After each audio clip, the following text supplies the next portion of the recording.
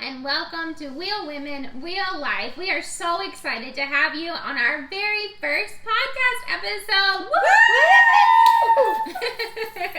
So for this first podcast, we thought we would talk just a little bit about us, and we really thought we'd touch on the topics about daring to dream, right? Because it's important to have dreams. It's important to believe that there's so much more for your future and to have hope, right? Hope is so important for what's to come the next day. So we really wanted to talk to you about our dreams, and that even though we have disabilities that may limit what we can and can't do, we still have the right to dream. And we still want to make a difference in our community. So we're so happy to have you here with us. So I wanted to get started and just talk to the ladies a little bit about what Dare to Dream means to you guys, if anybody wants to jump in. It just means, to me, it just means the ability to really not put restrictions on your life. To really let your inner soul reach out. Because I know as a person with a disability, like sometimes I can feel restricted by what the world thinks that I should do. Like, okay, she's in this particular body, so maybe she can't do physical things. Maybe she can't go and work out to get stronger. Maybe that's... So then when you start thinking about what the rest of the world thinks about you, then it starts restricting your thought of yourself. So daring to dream to me is important because when I dare to dream, it means that I get a full picture of what my potential could be. Perfect. Awesome. We're going to come back to a good point you made about individuals not really believing in us because it really hinders our ability to dare to dream. But Jessica, what does dare to dream mean to you? And then we'll come back to that. I feel like it means taking the limits off, that, you have no limitations when you're dreaming or whatever. Like, there's nothing stopping you or blocking you, and that you're able, if you try to do whatever it is that you want to do. I guess I'll use myself for an example. Like, it was very, very difficult for me to go to college. It was a lot of things, boundaries, and a lot of things, like, kind of stopping me. But, in my own way, I had to take the limitations off and achieve that goal. So, daring to dream, take the limits off, and do you. Yeah, exactly. And absolutely, it's something that has to start with yourself first. Exactly. And you can't really let the individuals around you kind of determine what your dreams are and what your dreams can be because they don't know everything you're capable of, right? Right. And so I feel like that's really important. So let's talk a little bit about what that looks like from the outside perspective, right? So we live life with a disability, and we always know that we have to push past our limits to be able to really see what our future can potentially hold for us. And so when we are out in the community and we see able-bodied individuals, they have a different perspective of us. So how does that make you feel, and what are some ways that you kind of cope with that or kind of get around that for you? Well, I think personally, I just kind of try to help them get to know me as a person first. So, like, knowing my personality, hey, how you doing, going up and starting conversation and stuff like that. Because once they know who I am and what my spirit's like, that I'm fierce and that I'll try just about anything and at least once. And I have no problem with failing, whatever. To me, failing means I'm going to, get up and try again. We're going to, I will make it work. But, so I think for me, the best tactic has been just to start conversation, just so they know, what your desires are, what your strengths are, and what your true weaknesses are, because there's a difference between physical weakness and mental weakness. And I think we could have a whole podcast just on that. We probably could. For me, I don't actually know if I 100% come up with a way to deal with that. The kind of what the other people or people around me think. Sometimes I'm like, I don't care what you think. Then sometimes I do.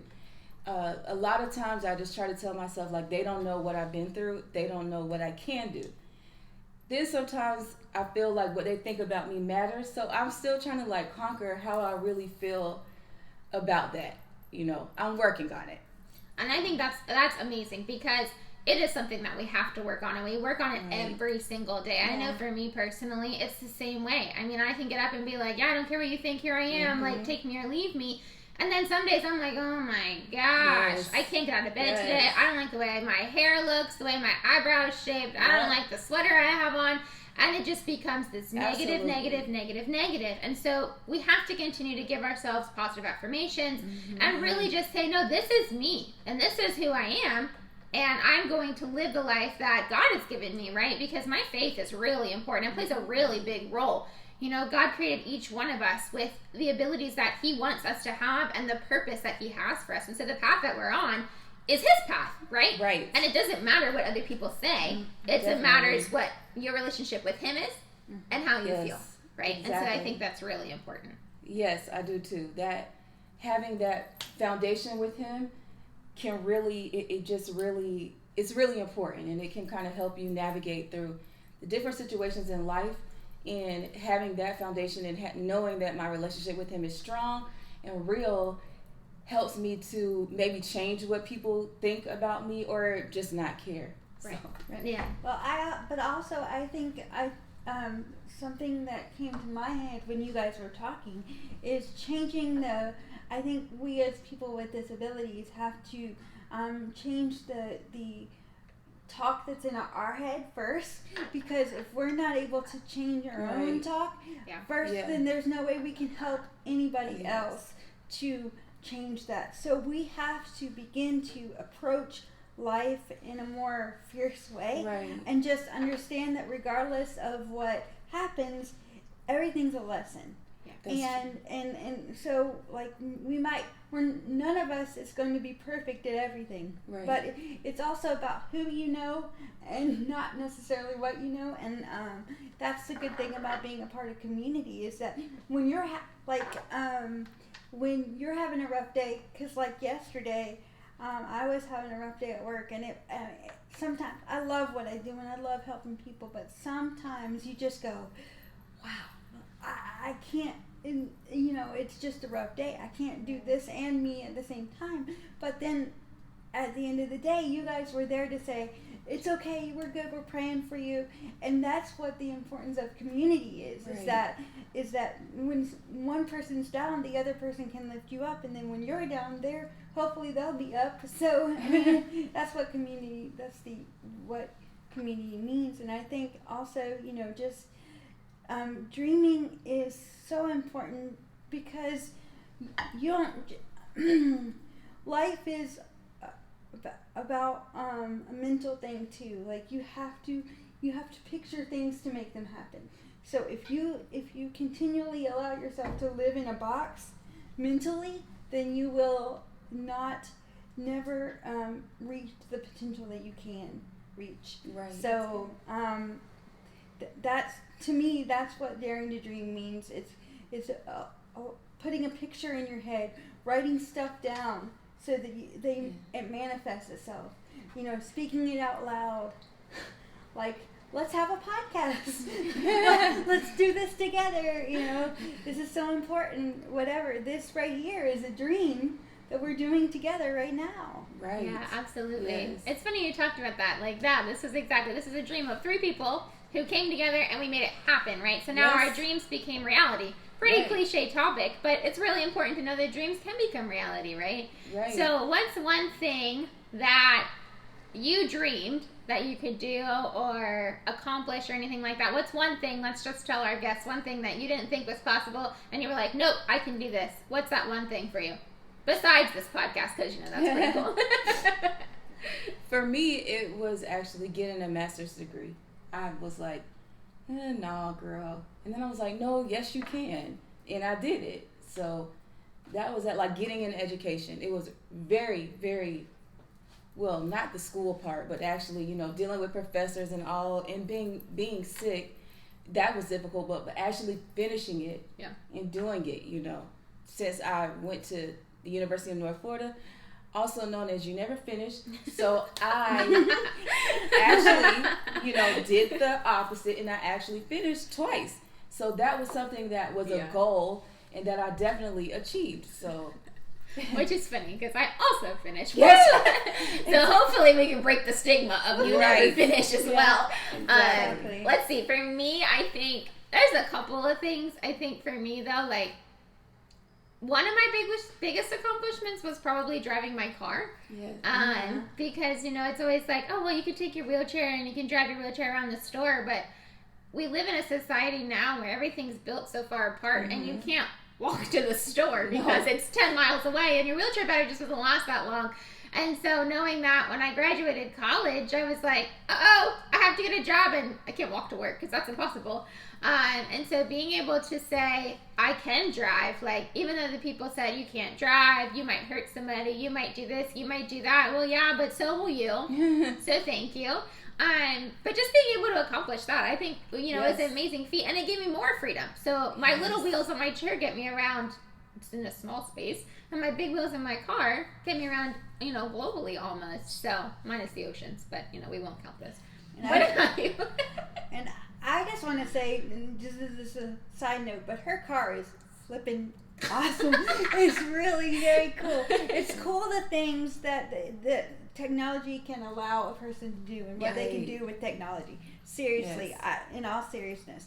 But on another level, I've had a couple things happen. One was the Miss Wheelchair Florida competition. That was something that I dreamed about doing for many years as a young person with a disability, just to be able to put myself in a situation where I could be a role model for other young ladies with a disability, but also without a disability, and be in a space where we could start conversations. And I think that's really, I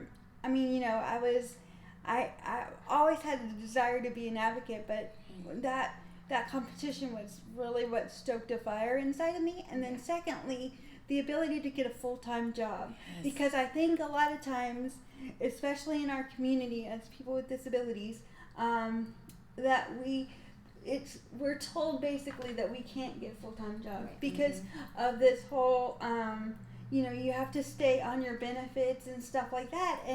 And yes, I can understand how that's a concern. And yes, you have to navigate through things like that. Right. But there are avenues that you can use to make up the shortfall, or to make sure you get the services that you need to be able to accomplish this. And so nobody should ever tell you that you have to stay on a system. That's right. Right. Because you are qualified and you are capable, and you should do it. Yeah, no, I definitely agree with you. And I think that's something that would take a whole nother podcast to talk about, right? And I think that's important to talk about, both for the able-bodied community and the disability community, because both need to be able to connect about the topic and really understand both sides of the story. So we definitely want to touch on that as well. But I have kind of an interesting question. Can we do you have like a list of like the biggest things people told you can't do? I could probably sit here and list things all day long. School. Yeah, okay, let's keep it count. School, that's one. Okay. Yeah, school, work, two.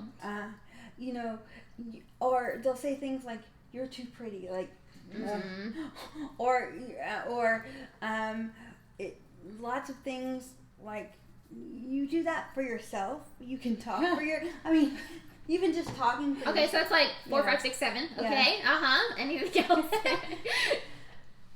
You list one. Okay, so let's see. So things I can't do. So I couldn't get a high school diploma. Check. Couldn't get a college degree. Check. Couldn't get a car. Check. Couldn't have a full-time job. Check. Couldn't paint. Check. Couldn't play sport. Check. Couldn't brush your teeth. Right. Couldn't brush my teeth. That was huge. Check. Couldn't live on my own. Check. That was a huge one. Those are big too, right? And so each one of us has so many things that we're just like, you want to tell us we can't? Fine. That gives us the motivation to show you that we absolutely can. So I wanted to share that with you because as a viewer, I think it's really important to understand, like, the more you tell people you can't, if they don't have the will to push forward, you're really destroying somebody inside. Yes. Yeah. And if you continue to tell people they can't, they're going to believe you. And so understand that you don't know that person. You don't understand how that person thinks, how that person feels, and how they cope with certain situations. And so if you tell me you can't, I'll turn it around in your face and tell you I can, but not everybody is like that, right? And so we really need to help encourage and really promote that you can do all things, right? Isn't that a verse in the Bible? I can do all things. Through Christ who Christ strengthens me. That's right. See? And so there's a reason why that's there. And so I just wanted to show that was kind of important too. Right. I also like to say that when you tell somebody that they can't, even if they're like us, it still kind of breaks that person down. Like, yes, I can. But like she said, if somebody's not as able or has a support system that we might have had, then they might not do it when they really could have.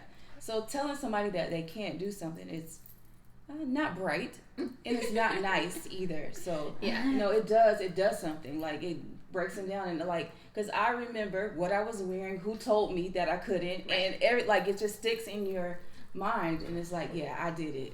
So for those of you that have stopped by and we are your first exposure to people with disabilities, we want to thank you for stopping by and giving us a minute of your time. But also, I want to, as allies, which we hope that you will be from this point forward, we just want to encourage you to be mindful of your language. Yes. Be mindful of your posture around people. If just a few things. If somebody's in a seated position and you can kneel beside them or pull up a chair, sometimes that's something that you can, makes it a lot easier to have a conversation with people so that you can be on the same level. Just a few little things like that. But absolutely be mindful of the power of your words. Yeah, that's so true. So exactly. The power of your words are very powerful, and that sounds really silly, but they really are. And it's, one word, 2 words. It's 2 words. Right. 2 words can make a difference in somebody's life, and so that's really important to understand. So we're pretty adventurous people, right? So the 3 of us do just about everything, if we can. And if we can't, we still do it somehow. I don't even know how sometimes. Mainly by the grace of God. That's how we do most things. So for you ladies, would you rather fail or never try? Fail. Definitely fail. Pretty sure it was unanimous. Yeah, definitely fail. Because at least I tried. Exactly. And it's a great story. There'll be a great story. That's right. Okay? That's right. You can laugh about it. Yes. It's okay to cry about it. I tried my best, and I didn't do it, so I failed. But at least I tried. Exactly. Yeah. Because you can't go not knowing. And you can also learn. I bet you won't do it the same way the next time.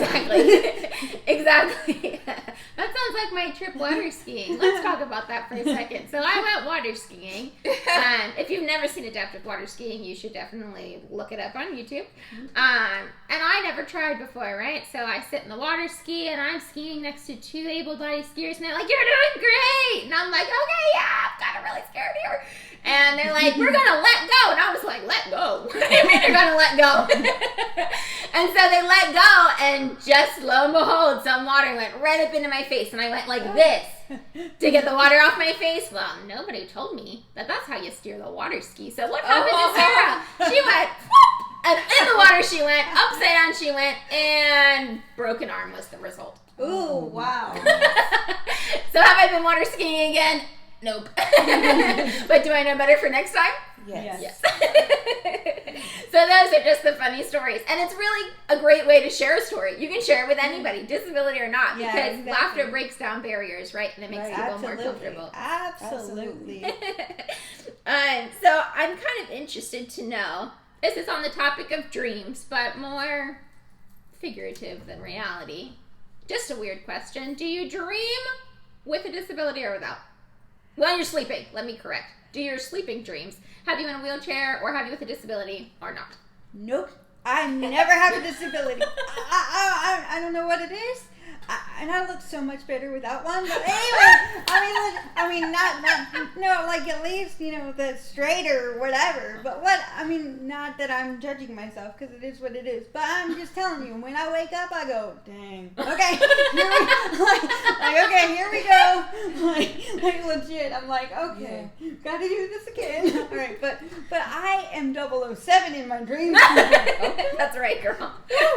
When I dream, I don't either. Like there's no limitations. Like I'm just free. Yeah. There's nothing in my dreams, and I didn't even think about that until the question was posed. Like, actually, no. That's weird. Yeah, I don't Actually. either. But Okay. what's funny is, unlike Angie, I don't know what I look like.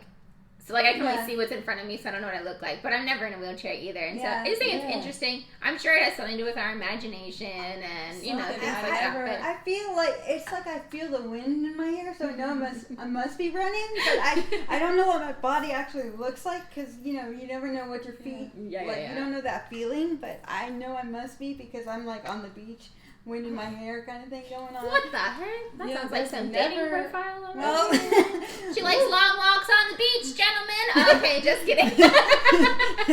well, if you're there and you're interested, Oh my goodness. I'm kidding. all right. We'll switch to dating in another episode. That's okay. Hashtag just kidding. But no, seriously. No, I'm just kidding. So that was a fun little shift because I was just curious. But that's an interesting way to see. It gives you kind of a different perspective to see life, even though we don't get to see it in our reality today. Right. You know? Yeah. You don't know what it looks like for the future. So I think that's kind of cool. So going on that, here's a deep question. Ready for really put your thinking caps on for a deep question. Do you see to believe, or do you believe to see? I believe to see. I think believe to see. Believe to see? Yeah. Mm-hmm. Why? Because I think I think the way that you believe, like I know my belief in the Lord and my belief in Christian principles, it forms the way that I approach the world. So it forms the way that I see the world. It also means it forms the way I interact with the world. So and the fact that somebody bigger than me loves me incredibly, and that there's someone bigger on this world makes it a little bit easier for me to get through tough times. Yes. So I think that and that everything happens for a reason. God has told us that everything happens for a reason, and we're here just exactly the way that He wants us to be here in this moment. And so I think that's where I feel like I believe to see, because when I start with my belief, it makes my world a whole lot brighter. It makes the way that I interact with other people a whole lot brighter. It makes it important for me to be that light for people. Absolutely. And by the way, you should start quoting Angie. She has some amazing quotes she says, Yes. and we don't write them all down fast enough. So if you got that one, please go ahead and quote Angie, because that was amazing. Jessica, how about you? Do you both see to believe or believe to see? It's definitely a believe to see. Like, one example is I believed that I would have a full-time job. Like, if I believed that and that happened, like, it's just that. I believed that I was going to graduate. And that happened. Now, if I didn't believe to see, then I would have had to, I guess, wait until I got the diploma, and then I would have believed, which is backwards to me. So it's definitely a believe to see. And I think that even, like, fits along with the Bible. Yeah. That faith part. So, Faith is up. yeah, exactly. And, yeah, it's definitely believe to see with me. Yeah, I think that's really important. And I actually think for me, the reason why it's not see to believe is because there's no examples like me in the world. Right. So Yeah, I'm never going to exactly. see how I, Could with do it. arthrogryposis, am supposed to accomplish that task because it's only ever been done by somebody without a disability. Exactly. So it's like having a role model, right? So we can say, oh, I idol Beyonce because that's the only person I can think of right now, and that's Jessica's favorite, right? And she idols her fierceness, her attitude, her emotions that she can provoke through her music. And that's great. But where's the role models out there that look like us so we can be like, oh my God, yeah, I look just like her. Right. Oh, wait, that's right. The role models are sitting at the table right now, right? We're the role models for the future, right? All the little girls and little boys out there who have disabilities are like, I don't have anybody to look up to. Yes, you do. Yes. Yeah. Today starts the absolutely. day that you have somebody to look up to. Right. Granted, we're all female, so sorry, little boys, currently. But you can always find somebody out there, and it's a matter of sharing your story so that people for the future can be impacted. Right. And throughout our journey with this podcast, we will introduce you to some males That's that right. you can possibly follow, and that can be, your model. Real role models, Yeah, yeah. Yes, Exactly. they exist. They're out there. Exactly. I All right, promise. ladies. Well, I'm going to wrap up here, but we're going to answer one more question because I like it. I think it's my favorite. It says, when you are 80 years old, what will matter to you most? Girl, my shape. All right. You know how I'm looking out here? How's my She hair? gonna be Beyonce. I need my hair to be shiny gray. Woo! My outfits, they need to match and be on point and popping. Yes. And her eyebrows on point. Don't forget Yes. that. Okay, so her 80-year-old self is going to be like, all Chanel down. Yes. She's going to have St. her John Michael suits, Kors. Yes. She's going to All of have that. her Nike kicks that are like super fancy. And Right. like, It's very important to me. So I'm 80 years old, I'm not going to lose it. You go, You sister. got it. Right. Woo! Power to you. It's going to be important. All right, Angie, you're 80 yourself. My 80-year-old self is going to be looking back and saying, what did I leave the world with? Yes. Like, what is my legacy? How did I leave my fingerprints on society? And when I say that, it's not something that it has to be major or like I don't have to be Beyonce to do that. Now I could be the next Beyonce. Yes. You totally could. Jessica could be the next Beyonce. She totally could. I would be behind that. But Yeah. I'm just saying. You get that my vote. You don't have to be. You don't have to be doing something that drastic every day. What I would encourage people. This is all people, not just people with disabilities. Right. Do things with intention. Yes. And realize that what you do is going to affect your next day. And if it doesn't affect your next day, it's going to affect somebody around you's next day. Yes. So you have to look at the big picture. And I think that's one thing that we as people with disabilities, anyway, I think that this is one thing that we as people with disabilities forget, is that it's not just all about us, or the situation we are currently going through, which is kind of hard to do because there's a lot going on in our lives sometimes. And so that doesn't make us bad people, but we just need to realize that we have caregivers, we have loved ones and friends, and maybe boyfriend, girlfriends, who are affected by our lives as well. So that's part of the reason why we have to get up and give it a try and give it our all and put on our Chanel and do all that. Yes, I'd just like to tell you guys, pause, rewind, and write that down. Okay? There's another Angie quote. Period. Intent. Everything. We'll have a book by the end of the end of the year. It'll be called Angie's Quotes. Yes, Angie's quote. Life written by Angie. Yep. No, I think that's really important.